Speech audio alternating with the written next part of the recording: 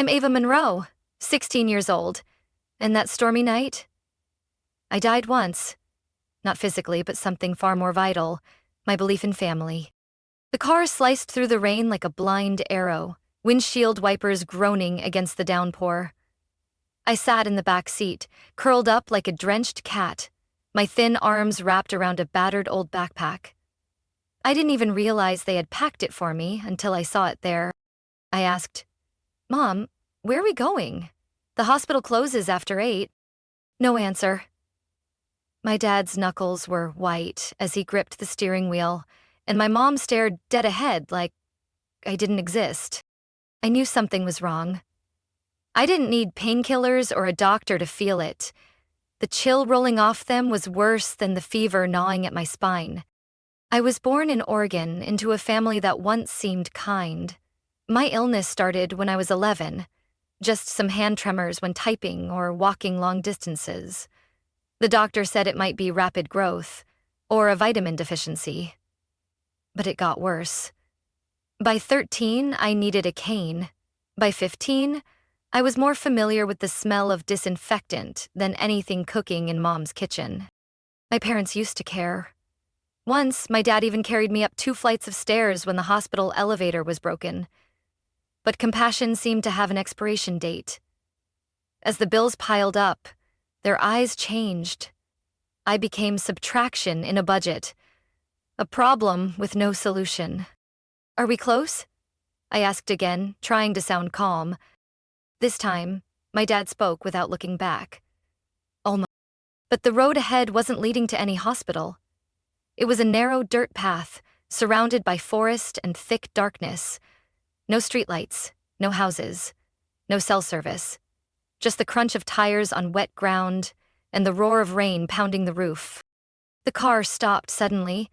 I lurched forward. The headlights lit up a void of mist and trees like some bottomless pit. Dad turned off the engine. Silence, except for rain and the thud of my own heart. "Get out," he said.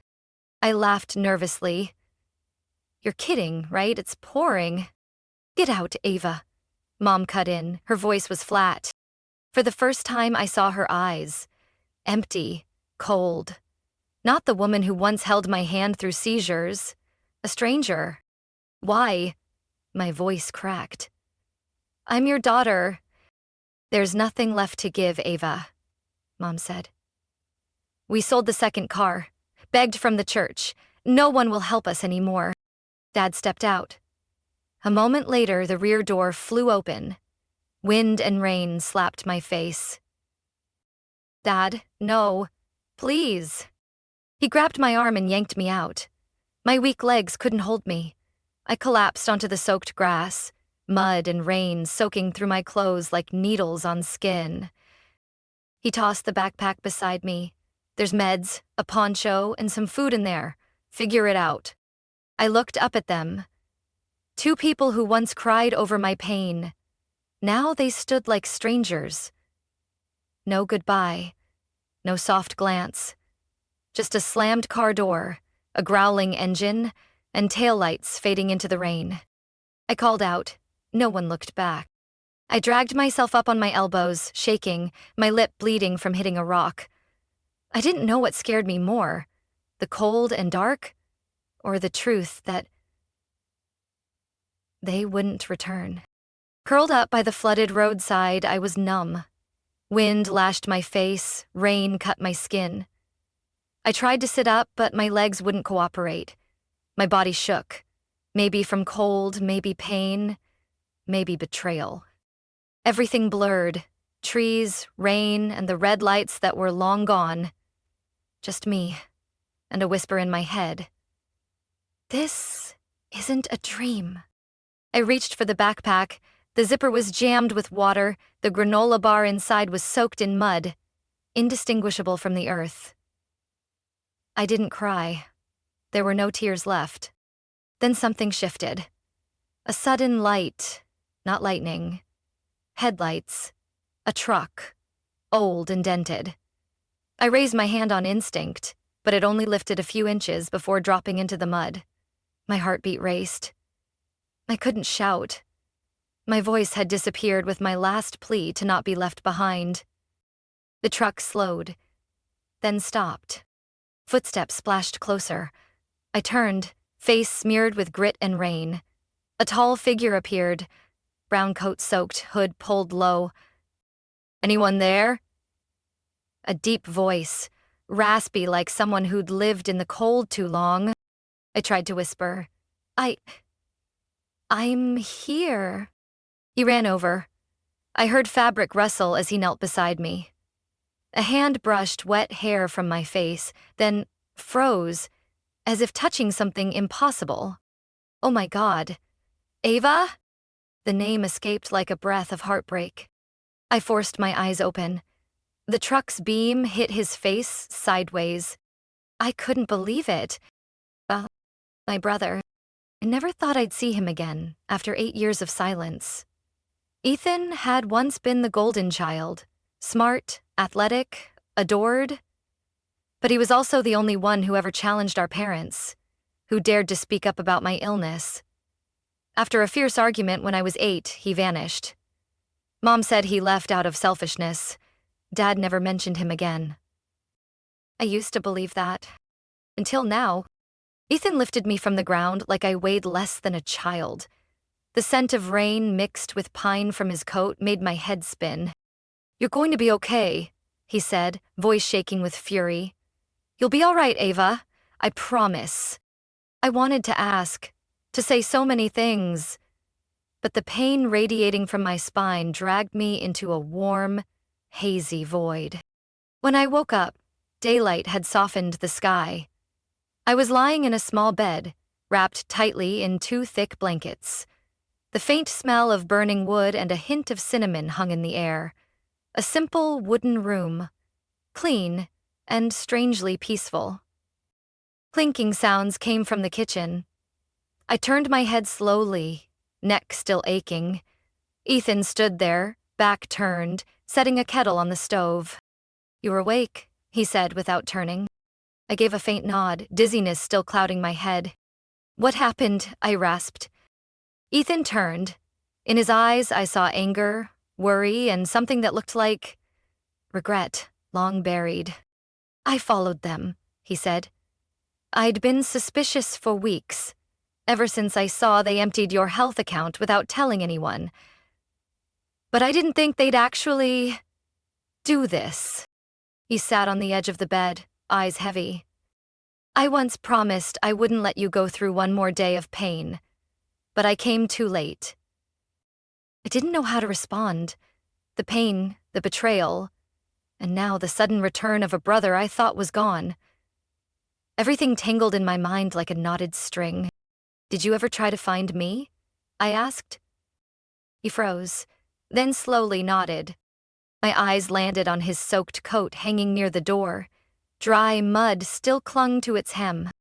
Even though my body still ached, something inside me began to shift.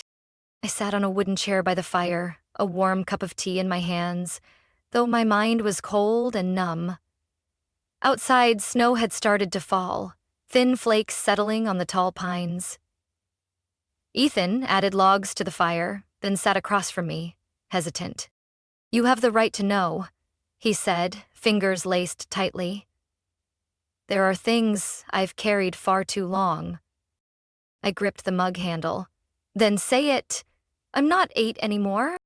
He let out a long breath, as if exhaling a decade of weight. But I wasn't kicked out for being rebellious, not for school or friends. That night, Mom and Dad fought over you. You had just been officially diagnosed, and a neurologist in Seattle urged us to take you to a center in Boston for deeper evaluation. I remembered that night. Mom held me for hours. But by morning, Ethan was gone. "I'd spent the summer working at the auto shop in town," he said. "Saved nearly $2,000. Not much, but enough for airfare and temporary expenses if they agreed. But they refused. Said Boston was too far and too expensive. I lost it. Told them they were being irresponsible. Said if they wouldn't take you, I would." "And Dad kicked you out?" I whispered. Ethan nodded. He said, "If you walk out that door for her, don't ever come back." The air in the cabin thickened. I didn't know what to say. For 10 years, I had imagined hundreds of reasons why Ethan left, but never this. After that, he continued, I lived rough. Day labor at northern farms, slept in my truck, survived on instant noodles. But I never stopped keeping track of you. I looked up, surprised. I had a friend at the local health office. She helped me get updates whenever you were admitted. And 3 years ago, things got weird. Your fundraiser account suddenly shut down. Rumors spread that Mom and Dad sold the car, drained the medical fund. I went silent. I thought, they used it for my hospital bills. Ethan shook his head. I started digging, and what I found, he pulled out an old laptop from the cabinet near the fireplace, opened a folder labeled, For Ava, and turned the screen toward me. These are statements from your public health fund. Every month, money was withdrawn, not for treatment, but transferred to Mom and Dad's personal account. I stared at the numbers, each transaction clear, thousands of dollars, vanishing, month after month. And this, Ethan clicked on a PDF file, a contract. What is it? I asked. A signed agreement from when you were 3. Mom used her maiden name to hide her identity. They signed with a pharmaceutical company called Intralexis to enroll you in a special clinical trial. In exchange, they received $80,000 upfront and $5,000 every quarter if they maintained medical compliance. My heartbeat slowed, like my body was shielding itself from a truth too devastating. I found the contract in an old storage unit in Salem. Your name, birth date, patient ID? Everything matches. So, my illness wasn't genetic? My voice broke inside the cabin. Ethan paused, then said quietly, We don't know yet, but according to the records, the drug they used on you wasn't FDA approved. It was an experimental neurological modifier. I felt the teacup slip from my fingers. Childhood memories, routine tests, medication that left me dazed, appointments I never understood, suddenly rearranged themselves with a horrifying clarity. Why would they do that? I asked. Ethan looked at me for a long time before answering. Money, Ava. For a better life. And when the consequences couldn't be hidden anymore, they chose to leave you behind. I turned away, not from shame, but because I didn't want him to see the collapse in my eyes. From far away, the soft sound of falling snow whispered a truth I could no longer ignore. The past might be buried, but it never stays dead forever.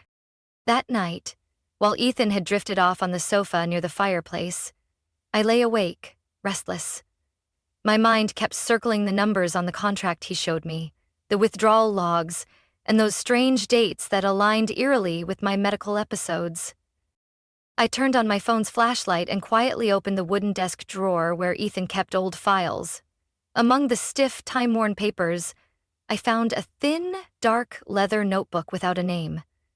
The spine had a small tear, like it had been yanked from someone's hands in a hurry. When I opened the first page, I knew exactly what I was holding. My mother's handwriting. That familiar slant had once penned Christmas cards, lunchbox notes, and now, scattered across these yellowed pages, it revealed someone I no longer recognized. April 12, 2012. They transferred the first payment, $25,000 up front, the rest quarterly. Robert said we had no other choice. I don't even know what I'm signing anymore. But the doctor said there's no major risk. Ava's too young to understand. I clenched the notebook so tightly my knuckles went white. September 3, 2013. Ava's starting to show odd signs, shaky hands, forgetfulness. The doctor says it's normal, even good. The drug is reaching deeper. But I'm not sure. She asked why her nose bled in the middle of the night. I told her it was dry air. I lied. I paused and swallowed hard. My eyes stung. Not from anger, but from the realization that I never had a choice. What I thought was treatment was, in truth, a string of experiments, hidden behind carefully crafted lies. June 17, 2015. Robert wants Ava in the next trial. Higher doses. I said no, but he said, if she's healthy, who's gonna pay off the mortgage? They promised double the money. I said yes. I don't know if anything can be undone anymore. I remembered that time clearly. I'd vomit after each dose, wake up dizzy, unable to recall dinner the night before. But I believed it was all part of getting better. January 9th, 2022. Ava's not responding to the meds anymore. The seizures last longer, her vision's fading, her memories slipping. The fund is almost gone. They refuse to renew the contract. Robert says I have to choose, keep a fading child or keep the future of our family. I lingered before turning to the final page. February 22, 2023. Robert staged everything. The backpack was packed. He said all we had to do was leave her by the roadside and call the police, say she ran away after an argument. He said, she's too weak. No one will believe she got far. I have no tears left, but I didn't stop him. Forecast says it'll rain today. I closed the journal, my hand trembling. Outside the cabin, the wind roared through the pine trees as if it were tearing the world apart. But inside me, the real storm had already passed. What remained wasn't grief over losing my mother, but the emptiness that came from realizing she was never truly mine to begin with. When Ethan woke up, I handed him the journal. I said nothing. He flipped through a few pages and looked at me for a long time. Without speaking, I knew he felt what I did. The truth doesn't redeem, but it's where justice begins. 3 days after reading the journal, I began training. Not to heal, at least not yet, but to fight. Ethan called in an old friend to help. Camila Reyes, a former military medic who served at an Air Force base in New Mexico. She was in her mid-30s, tall, deep-voiced, with eyes as sharp as a scalpel. "Consider me the hardest person you'll ever work with," she said on day one, "but I won't leave you behind." We started with simple moves, lifting arms, balancing, learning how to breathe correctly. Camila didn't believe in hollow encouragements, but whenever I collapsed in pain, she stayed beside me in silence, her hand resting on my shoulder until I was ready to continue. Days were for physical therapy, nights were for evidence. Ethan brought me into a small room behind the cabin where he stored all sensitive documents, an old but secure computer, encrypted hard drives, and cameras installed around the house. We worked for hours, cross-checking receipts, mapping money trails, listing every doctor involved in my treatment, and connecting them to Nexivel Pharmaceuticals, the new name for Intralexis after 3 rebrands to avoid media scrutiny. "I found someone," Ethan said one early spring evening, just after I managed to stand without my cane. Dr. Meredith Shaw, former lead researcher at Intralexis. She disappeared from the field 7 years ago. No scandal, no resignation letter, just vanished. I looked up. Where is she now? Teaching psychology at a small college in Spokane, Washington. Still uses her real name, but she keeps a very low profile. No social media, no listed address. Camila nodded. People like that aren't hiding. They're scared. Ethan got in touch through a former colleague. At first she refused, but when she heard my name, and especially the symptoms, she went silent for a long time. Then she agreed to meet. Her only condition, no phones, no recordings, no names mentioned. We met at a public park near the bus terminal at dusk. Dr. Meredith wore a thick coat and a knit hat pulled low over her face, but her gray-blue eyes were piercing and alert. "I can't stay long," she whispered, "and nothing I say tonight ever gets traced back to me." I agreed to her terms. There were 27 children in the Phase 3 trial. The internal code name for the project was Helix 9. Kids between 2 and 5 years old, all with unstable neurogenetic potential. The company poured millions of dollars into the research, but when side effects started showing, they covered it up. What side effects? I asked, my voice tightening. Seizures, disorientation, memory loss, neural tissue degeneration. Even though the drug was initially advertised to regenerate synapses, a chill crept down my spine. And the other kids? 24 of them developed severe symptoms within 3 to 5 years. 2 died, 1 was sent overseas. Only 3 haven't shown full progression yet, and you're one of them. She paused, then pulled a small envelope from her coat pocket containing an old USB drive. This has everything I saved before I left. Internal reports, executive emails, tampered clinical reviews, and most importantly, the list of children and their current condition, if they're still alive. Why did you keep it? Ethan asked. Because I believed in it. Until they told me. To erase everything? She stood, adjusting her coat. They're not afraid of the law. They're afraid of the public. Then she walked away without looking back. That night, I sat alone with the USB in my hand. I didn't feel like a patient. I wasn't a discarded child anymore. I was the last one standing, ready to speak. Tomorrow, I would begin. Not just my recovery, but the journey to bring everything into the light. That morning, while practicing steady breathing in the common room, a loud knock pounded on the door. Camila answered, and within seconds, I heard her shouting in fury. I hobbled out. A man in a gray suit held up a strange badge. Another man in uniform stood beside him, stone-faced. Ethan Monroe was arrested this morning at a gas station 2 miles from here, the officer said. Charges: identity fraud and unauthorized access to federal medical records. He's my family, I said, my voice trembling with anger. He was just trying to fight for justice. You can explain that in court, the other man cut in. The holding order is valid for 72 hours. The door shut behind them. Camila turned to me, eyes red. They're trying to cut off your investigation. I stood there, paralyzed. No, I wouldn't let them extinguish this light again. 3 days later, Camila and I went to the Spokane County Courthouse to file for legal emancipation from my parents. With a diary, the drug contracts, and financial records Ethan had compiled before his arrest, our lawyer believed the petition would be granted at the hearing. But that wasn't enough for me. The world needed to see me, not as the sick girl who got abandoned, but as a living witness. Someone who survived and could speak. The press conference took place in a small auditorium at a local news station, attended by reporters, legal representatives, and several people who once donated to my childhood medical fund. I sat quietly backstage, gripping the hem of my dress. Camilla stood behind me, gently resting a hand on my shoulder. You don't have to prove anything to anyone anymore, she said softly. But if you're ready, go take back what's yours. The spotlight hit my face as I stepped up. Cameras turned with every step. The room held its breath. My name is Ava Monroe, I began, my voice shaky but firm.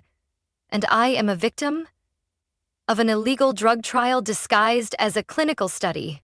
I opened the folder before me, pulled out the contract my parents signed when I was just 3, and held it up to the cameras.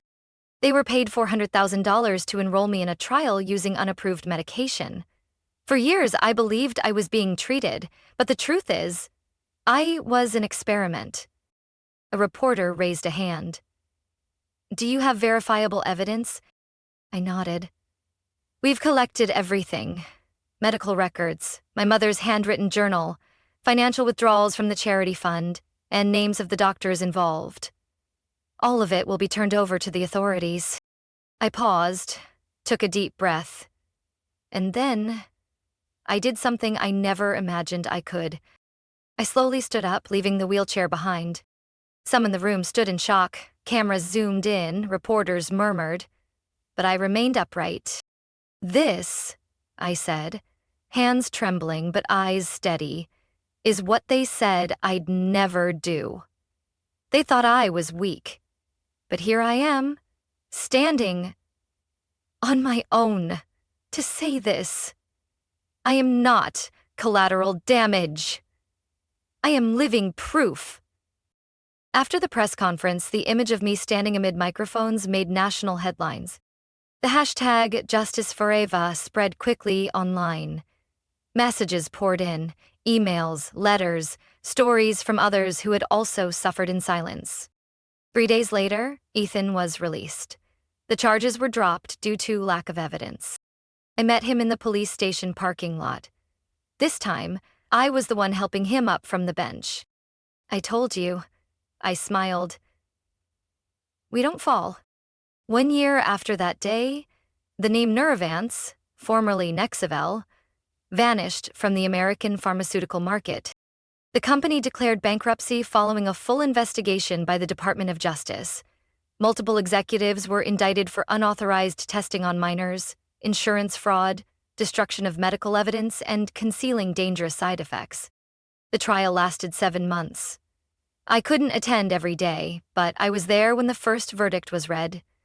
When the head of clinical research walked out in prison scrubs, I didn't feel triumphant. I felt closure. And as for my parents? There's no prison for parents who sell their child for money. But the public doesn't need bars to deliver a verdict. National headlines called them the soulless Wells couple. The community fund that once helped pay for my medication was frozen. All credit linked to their names was terminated by the banks. Neighbors turned away. Friends disappeared. Even relatives cut ties. I didn't need to take them to court. They had already lost the last thing that could redeem them: honor and forgiveness. As they faded from public life, Ethan and I began rebuilding where everything had once collapsed. The wooden cabin he once called a temporary shelter became the headquarters of the Monroe Initiative for Medical Ethics and Survivor Support, shortened to the Monroe Foundation. We didn't start with much, just a few $1,000s from victim legal aid and a small stream of donations from strangers who wrote to us after my story aired. But trust has its own momentum. Within 6 months, we secured funding from a nonprofit that protects patient rights. A year later, we added 2 small cabins, one for legal counseling, the other as emergency housing for survivors. Camila led the recovery therapy team. With her medical background and military strength resilience, she became a steady pillar for those carrying both visible and invisible wounds. I handled case files and legal coordination. Some days I spent 8 hours straight reading letters. A mother coerced into signing an ambiguous consent form when her son was 3. A former medical volunteer in a Texas trial who backed out after spotting falsified data. A boy named Ryan, 12 years old, same condition I had, forced to try a drug developed by Neurovance. Ryan was the first person I truly mentored. He lived in a small town near Boise, Idaho. Single mother, no insurance, no clear diagnosis. He arrived late last summer with a backpack bigger than he was. Back then, I was still using a wheelchair. 7 months later, Ryan could stand unaided for 30 seconds. And me? I could walk the cabin trail with Ethan every morning. Light cane, a few breaks. The doctors called it a surprising improvement. To me, it felt like a piece of life returned. Today, a new wooden sign stands at the center's entrance. "You were never meant to survive, but you did." Below it, my name, not for praise, but as a reminder. Survival deserves recognition. I haven't forgiven everything. Maybe I never will. But I chose to move forward. That morning, most of the snow had melted. Camila stepped into the small office where I was filing Ryan's medical records. She placed a pale yellow envelope on the desk. Quietly, but her eyes gave something away. "The mailman said it's from a hospice facility in Montana," she said softly. "Sender's name is Mrs. Wells." I didn't pick it up, just stared at the messy handwriting in the upper left corner. Hauntingly familiar. It had been 3 years since anyone said that name out loud. That night, after everyone went to their rooms, I brought the letter out to the back porch, where Ethan had built a wooden chair for me last winter. I wrapped myself in a wool shawl, moonlight flickering through distant trees. Then I opened it. "Eva, you probably won't read this. You'll likely throw it away, just as I once threw away the right thing when you were little." But I still wanted to write. The doctors say I have a few weeks, maybe days, and the last thing I want to do isn't to explain, it's to face it. You are the strongest person I've ever known. Stronger than me, stronger than your father. What we did was unforgivable, driven by greed, fear, and weakness. There's no excuse for turning a child into a test subject. I know that. I'm not asking for forgiveness. I only want you to know, everything you've become is not because of us, but in spite of us. I hope you no longer hate, but if you do, you have every right. Alan Wells. I folded the letter with care, like something fragile. Just a long exhale, like putting down a stone I hadn't realized I'd been carrying. I didn't reply. I didn't visit the hospice. But I didn't hold on to hate either. My forgiveness wasn't in words. It was in what I chose to keep doing every day. Spending the rest of my life making sure no other child would fall into the same spiral I once did.